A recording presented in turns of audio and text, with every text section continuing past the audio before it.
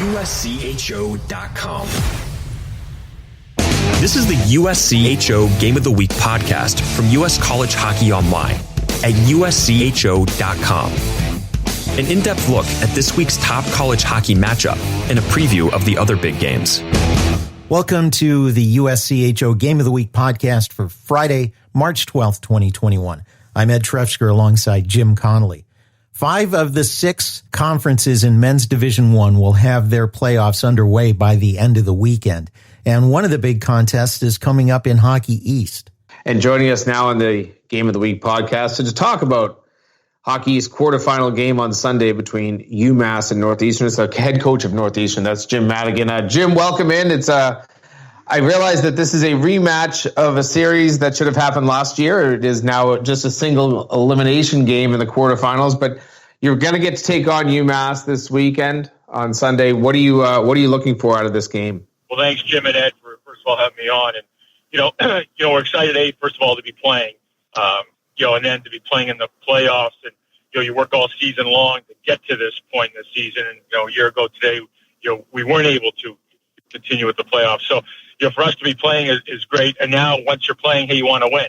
And we know it's a real tough challenge. And UMass Amherst is a very good club. They've been a very good team for the last few years. They're a seasoned team. They're a team that knows how to win. And we played them twice this year and lost 2 close 4-3 games. And they're well coached. They're well balanced from their goal to the defense to the forwards out. And we're going to have to play a complete game to be successful here. And yet, we're ready for this opportunity. We're up for the challenge and excited to be playing in the playoffs. Jim, take me through this season a little bit for your club. I mean, obviously you've had some injuries, which I think is maybe the thing that stands out the most about your club. But you've persevered. At times played excellent hockey. You've been kind of a nationally ranked team most of the season. What do you like about this team? What are some of the challenges you went through this season? Well, I think like most teams, who played this year, most coaches like to resolve the resiliency of their players because of what we had to go through from COVID and the pauses and the interruptions during the course of the season. And obviously we had, one significantly in mid-January. So you like to resolve and how the players continue just to be focused in on playing and getting better each and every day. And, from our end, our players got better as the season went along. You talked about injuries and, that's part of the game. We've been hit hard for the most part during the season.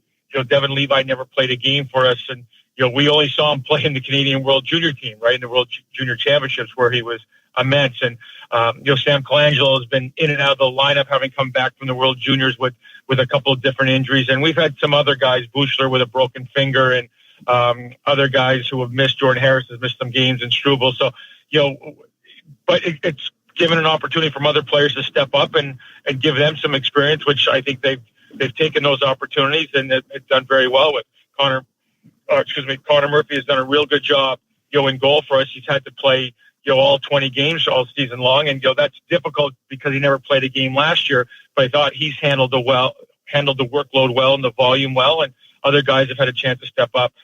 So we've gotten better as the season went along. And, we've lost a lot of those close games, 1-goal games that, I think we realize now what we need to do to win those close games. So we're looking to bring that experience and the experience of our older guys who have been in big games. Our juniors and seniors have been in big games over the course of their careers, Beanpot Championships and Hockey East Championships, and look to them to lead us in this time of the year and have the young guys follow us.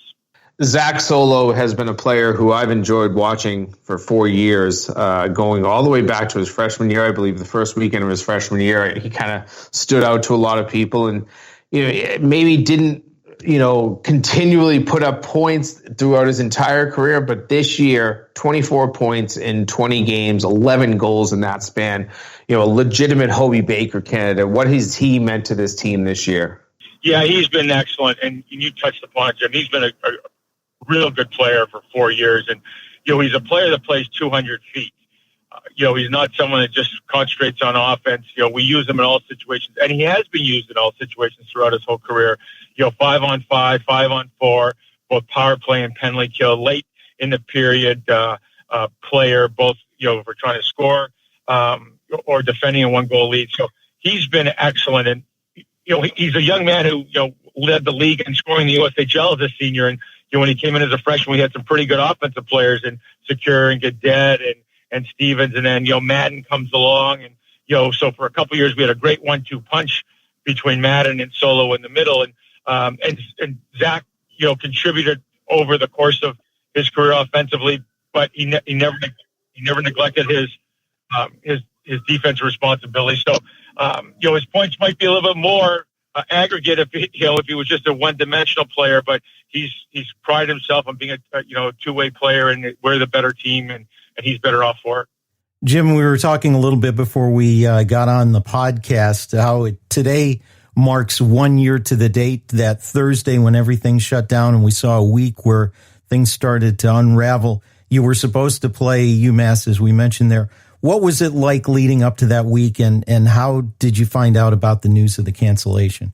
Yeah, it was interesting. We had played BU the weekend before, and on the Saturday, we lost on the Friday, and BU at BU on the Saturday, and things were starting to happen, with leagues, and a lot of discussion about do we continue moving forward, and as a league on the Monday, starting our week of preparation to get ready to play at UMass on that Monday, our league had announced that there's going to be no fans. Games are going to continue to play.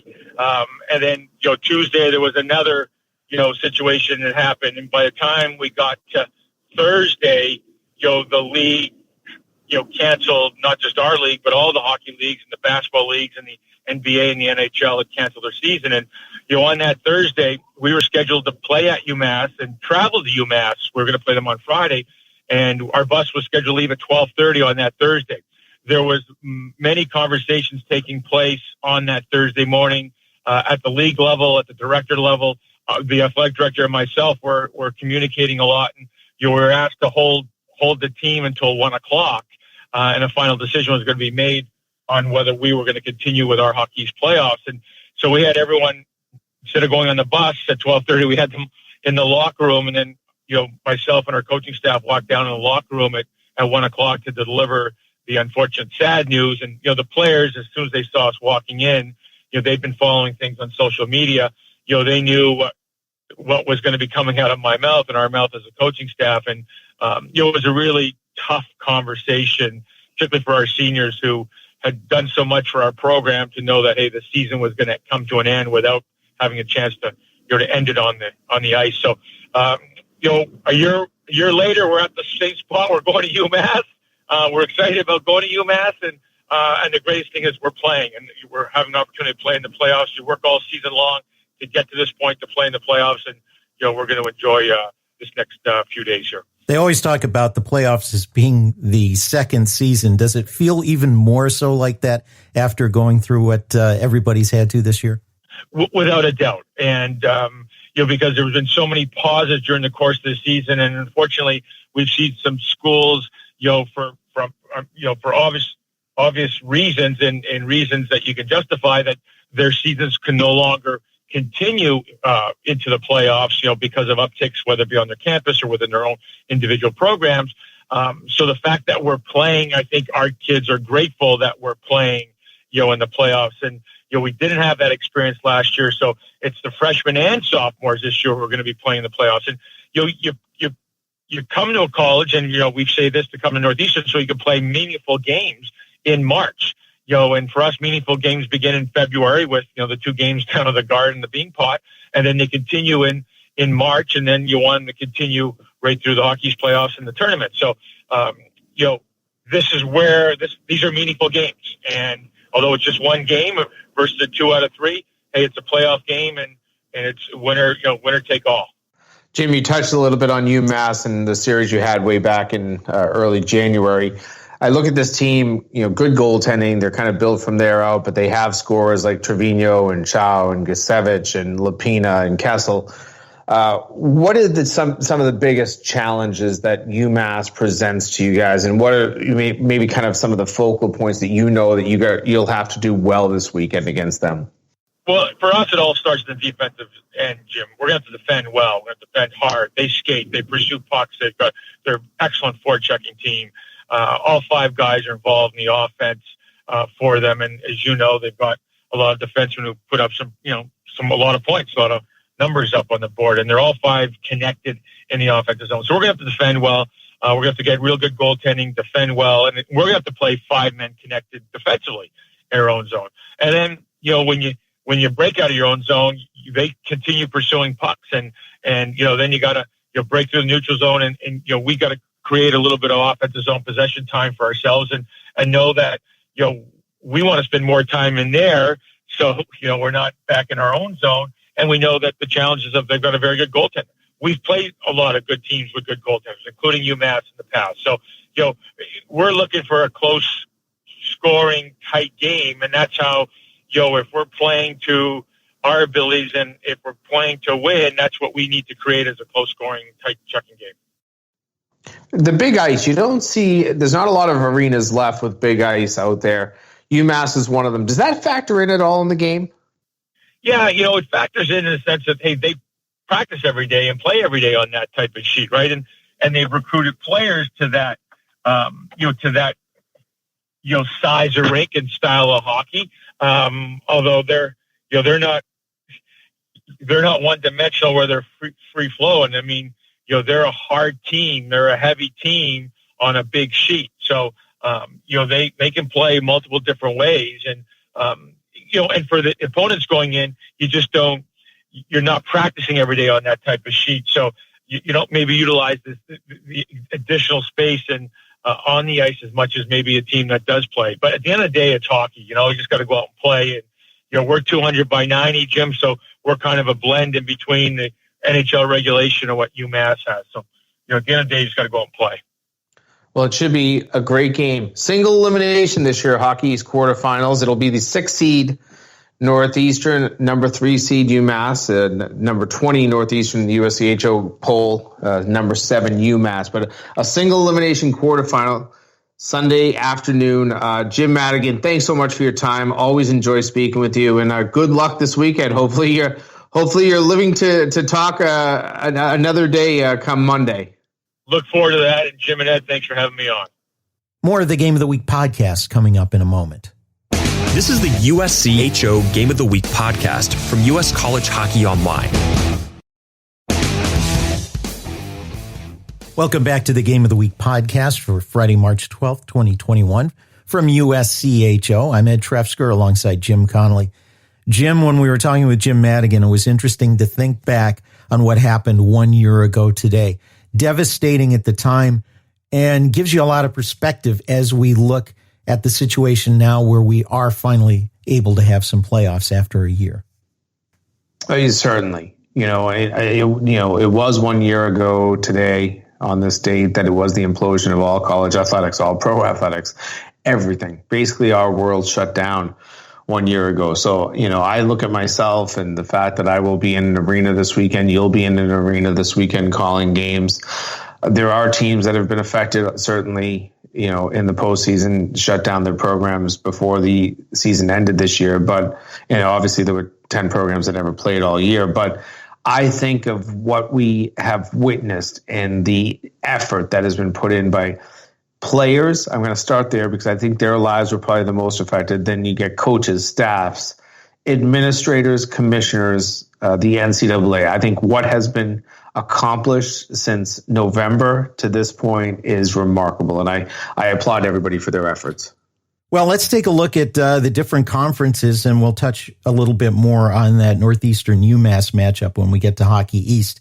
Let's start with Atlantic hockey. There was terrible news that came out Thursday night that Bentley was ending its season. And the difficult part about it isn't about the team, but it's about the university just shutting everything down, sending students home, ending all athletics. You got to feel terrible for the Bentley Falcons, who had a big 7-3 win over visiting Air Force on Tuesday in the conference's first round. So that's going to give AIC a first round bye, and it means only 3 quarterfinal series in Atlantic hockey.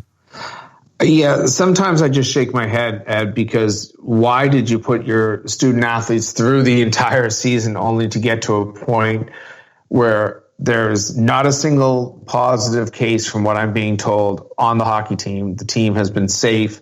They had plans in place on how to, they were getting away from campus. If the problem was campus, they were going away from campus this weekend. They were heading to Springfield to play AIC. I don't really understand the decisions that were made by that administration. It was way above the hockey team, way above athletics decision to make. I don't agree with it. I don't like it.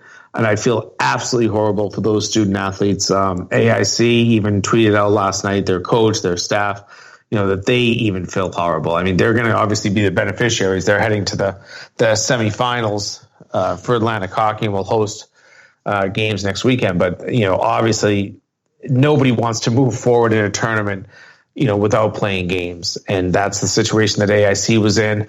Not ideal. It sets a bad precedent for college athletics. I think that most schools are above the understanding that the student athletes have put in so much this year. Hopefully we won't see that any further. And for AIC, when they host on the 19th in the semifinal round against the lower seed from the West Pod, they will have gone 48 days since playing their last game on January 30th. That's hard to wrap your head around. That's a challenge. Yeah. That's a real challenge, and that's going to be difficult. And, there will be rust. And I credit their staff. I think that they have done a good job probably keeping their players going and trying to keep them in the right mental mindset. But it is tough to go that long without playing a game. The three matchups in that conference: Sacred Hearts at Army, Niagara's at Robert Morris, RIT is at Canisius. The first two I mentioned, the home team is going to be heavily favored. The RIT Canisius matchup may be the most competitive of the three. RIT won at home. Canisius won 2 games on their rink 1 month ago today and tomorrow. That one could be a 3-game battle. I think the other two may be decided by the home team in 2 games. Certainly, although I look at Niagara and the way that they battled Mercyhurst the other day, and I talked to Derek Schooley earlier this week, they know that they're going to get a really big battle from that team. Jason Lammers, he is a postseason coach. I think of, some of the strategies and game plans he pulled out when he was at UMass Lowell, and that team was winning championship and advancing to Hockey East finals after Hockey East finals. So I think that might be also a pretty good battle there out in the Pittsburgh area. And Niagara has had some terrific goaltending from their sophomore Chad Veltri down the stretch. Well, let's move along to Hockey East. We talked to Jim Madigan about games coming up this weekend. All those games are on Sunday, single elimination games. Number 20 Northeastern at number 7 UMass. That's a tall order for the Huskies. UMass has been strong the last several seasons. Well, I think this is where the single elimination really plays in. It's been a long time since Hockey East has had a single elimination quarterfinal, but the one thing in these 1 games is that typically the top 4 teams usually don't survive. It's there's always at least 1 upset, sometimes 2. You never know, you get 3.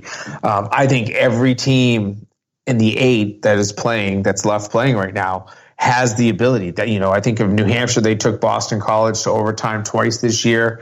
They'll face the Eagles. They actually won one of those games. Lowell and BU only played once. They played to a 3-3 tie. Providence and UConn, they just played last weekend with UConn coming out on top to take that, basically get home ice in this round. But those are 2 teams that are bubble teams. And then we get to Northeastern UMass. UMass has had a fantastic season. They're probably in the NCAA tournament at this point. But you have a Northeastern team that I think they had very high expectations for themselves this year.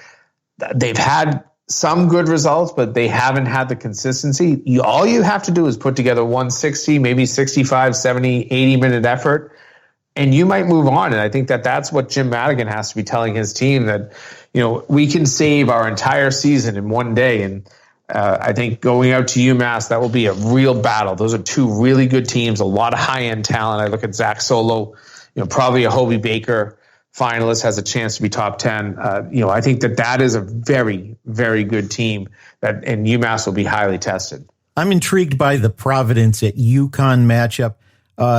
Those teams have been very similar in the standings and with record this year. It should be a very close matchup. Providence probably has a little more to earn on that one. I think they've got maybe, let's call it a sliver of a chance for the NCAAs if they don't win Hockey East, but they've got to get pretty far along in that playoffs. And, but it's been a back and forth, up and down Friars team this year. I think that we lost one of the bubble teams this week in Clarkson when they had to shut down their season midweek. I think that you now maybe have these two teams, Providence and UConn, eyeing the NCAA tournament, understanding that whoever wins this game might get that last at-large bid. They might be the bubble team. So, boy, if you don't have just advancing to the Hockey semifinals on your mind, you can put NCAA tournament on your mind as well in that single elimination game. The NCHC gets its tournament underway in sort of a bubble in Grand Forks at Ralph Engelstad Arena. 2 games on Friday, 2 games on Saturday. CC takes on St. Cloud State. Miami faces North Dakota on Friday. Then on Saturday, Western Michigan versus Minnesota Duluth, Denver versus Omaha. And you know what? Every single one of these games there's a chance for an upset since it's single elimination. Every one of these teams has had some things to argue for them, all the underdogs, for them to be able to take the team higher than them. How does this unwind for you? Well, it'll be interesting. I've been reading on social media over the last 24 hours that Denver will be playing pretty shorthanded because of some COVID cases. Colorado College, I think, even traveled some players late out to North Dakota, where they'll take on St. Cloud State, because they had some guys that had to pass some protocols before they could even travel. So I wonder about those two teams, but you're right. I think that every one of these teams has had highlights throughout the year. And, even Miami, North Dakota, I don't think that it's going to be an easy matchup for them, but, Miami has played a few great games this year. And we know that Chris Bergeron is a great coach, a good playoffs coach. So I look at even the 1-8 matchup there, North Dakota, Miami, I think any one of these could be upsets. And we, mentioned in hockey, single elimination, it becomes a little crazy. I think most coaches prefer the best of 3, but we're in a different year, and single elimination will rule a lot of these tournaments, and you just never know what's going to happen. You want to look at goaltending, and if you want to put an item in play for Miami, their freshman goaltender, Ludwig Persson, 2.4 goals against, but with that is a .930 save percentage. Miami's given up an awful lot of shots, but when you have a goalie who has played that well and had 2 shutouts on the season, you never know what might happen. You end up, take that .930 and turn it into a .970 or 1,000, post another shutout. You never know. And you've got some high-end talent at North Dakota. We all know that. But on one night, could you put that, that game, together and shut out a team like North Dakota? It's not highly likely, but you just never know. In the Big Ten, they get underway on Sunday. Getting the first round bye, the Wisconsin Badgers, after winning the regular season. The 3 matchups at Notre Dame's home rink, Compton Family Ice Arena. Penn State takes on number 19 Notre Dame. It's Ohio State versus number 6 Michigan, and Michigan State versus number 4 Minnesota. I would not be surprised to see Michigan and Minnesota advance, and I would not be surprised to see either Penn State or Notre Dame win. They've had some epic battles this season. They have, and again, it's kind of what I was saying with UConn, Providence.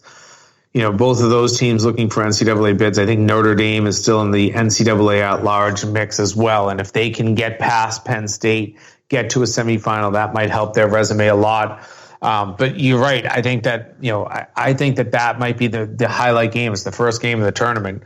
Notre Dame has not been a good team at home. I know they got a sweep right at the end of the season at home, and that helps get your confidence going. But it's almost as if, Notre Dame, you were happy to see that the tournament's going to be placed in South Bend so that you don't have to travel. But boy, at the same time, this has not been the friendliest ring to play in when it's supposed to be. So I'll be interested to watch that one. That is the one that I really am paying attention to in that league. In the WCHA, it's the best of 3 quarterfinal round. Northern Michigan travels to Bowling Green. Bemidji State has Michigan Tech. Alabama Huntsville is at Lake Superior. And Minnesota State has Ferris State traveling into Mankato. Lake Superior and Minnesota State probably have the easier route on that, although Alabama Huntsville's had some pretty good goaltending. We were talking about that before. But Bowling Green and Bemidji State, you got to watch out, I think, for some upsets there, too. I look at Michigan Tech, Ed. Somewhere around March, the calendar changes, and they always seem to play their best hockey. And Tom Serratori, I know that he and Bemidji State have had a very nice season. They're in line potentially for an at-large bid to the NCAA tournament. But they're going to have a tough battle. I know that this has not been a great season for Michigan Tech, but if I look at one team that always seems to perform well in the postseason, it is Tech. So Bemidji State knows that they have to probably get out of this weekend if they're going to still keep their NCAA hopes alive. I think Bowling Green's probably in that same position. Minnesota State is probably the only really safe team. I like Bowling Green. I keep calling them an NCAA lock, but I still think you need to get out of this weekend. We've talked about this on some of our other podcasts, that advancing past the quarterfinals in a year like this is going to matter. That's part of the eye test that the committee is going to measure. Losing especially when you're playing a best of three, losing in a best of three series in the quarterfinals will not help your cause. And the ECAC is off this weekend. They'll play for a championship next weekend. Quinnipiac is already getting a first round bye, a semifinal round bye with the departure of Clarkson, and Colgate and St. Lawrence will take each other on for the other semifinal. When we look at this weekend, as we wrap up, we've talked about some teams that can help themselves. Are there any teams that really have to watch out? Are there teams that are near locks right now that could be bumped from the tournament if they have a bad weekend? I just mentioned Bowling Green. I think Omaha and the NCHC is another team that, I think that they should be in, but you lose this weekend and suddenly it's easy to kind of just, for the committee to say, maybe they weren't as good as we thought they were, especially they're going to play an undermanned Denver team. Hockey East, there's plenty, there's obviously, I think Providence, UConn, they're playing for their lives. UMass, I feel like they should be in, but you just never know. You lose this game. Does the committee kind of look at you a little crooked-eyed? And that's one of those things. I think this is the year. It used to, I used to think about it in the early 90s, get through the quarterfinals. That's what helps punch your NCAA ticket. But now, more than ever, when you don't have a pairwise to fall back on and say, hey, look, we had a really good season, I think that now more than ever, the quarterfinal round and surviving your conference quarterfinals matters all the way. And while it's not specifically part of the criteria, how you do down the stretch has to weigh on the minds of those making the decisions. There's a sense that was a big part of Minnesota being bumped from the women's tournament. We'll have to see if that has an impact on the men. It's not supposed to be a criteria that was taken out years ago. But again, in a year where we're going to have a lot of subjectivity, you have to find a way to make sure that you're making your case. Well, as Jim mentioned, lots of great hockey. If you are a hockey fan, there's a ton to watch this weekend. So hopefully you'll be able to do that. For Jim Connelly, I'm Ed Trefzger, and we'll catch you next time. This has been the USCHO Game of the Week podcast, a production of U.S. College Hockey Online. Visit USCHO.com/podcasts to listen or subscribe.